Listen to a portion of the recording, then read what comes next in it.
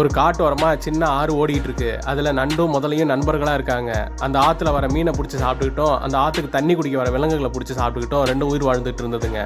வெயில் காலம் வரப்போ அந்த ஆறு வற்றி போய் குட்டையாக மாறிடுச்சு. அப்போ அந்த முதலைக்கு பயந்துக்கிட்டு அங்கே தண்ணி குடிக்க எந்த விலங்குமே வர்றதில்லை. இதை பார்த்துட்டு அந்த முதல்ல அந்த நண்டுகிட்ட சொன்னிச்சு, நீ போயிட்டு இந்த மாதிரி முதல்ல செத்துருச்சு, நீ தைரியமாக தண்ணி குடிக்கலாம்னு சொல்லிட்டு விலங்குலாம் கூப்பிட்டு வா அப்படின்னு அனுப்பிச்சி விடுது. இந்த நண்டும் போயிட்டு ஒரு நரியை கூப்பிட்டுட்டு வருது. அந்த நரி அந்த முதலையை பார்த்ததும் இது சத்த மாதிரி தெரியலையே அப்படின்னு சந்தேகத்தில் அந்த நண்டுகிட்ட சொல்லுது, எப்பவுமே செத்த முதலைனா அது வந்து வாழை ஆட்டுமே, இது ஆட்டாமலே இருக்கே அப்படின்னு சொல்லுது.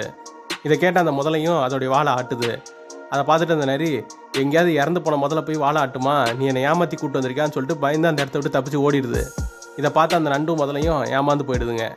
இது போல தான் நண்பர்களே, அந்த நரியை போல் நாமளும் எத்தகைய ஆபத்தில் இருந்தாலும் நம்மளுடைய அறிவையும் சாமர்த்தியத்தையும் பயன்படுத்தினா எத்தகைய ஆபத்துலேருந்தும் தப்பிச்சிடலாம். இது போன்ற நல்ல கருத்துக்களுக்கு தூங்கா விதைகளை லைக் பண்ணி சப்ஸ்கிரைப் பண்ணுங்கள்.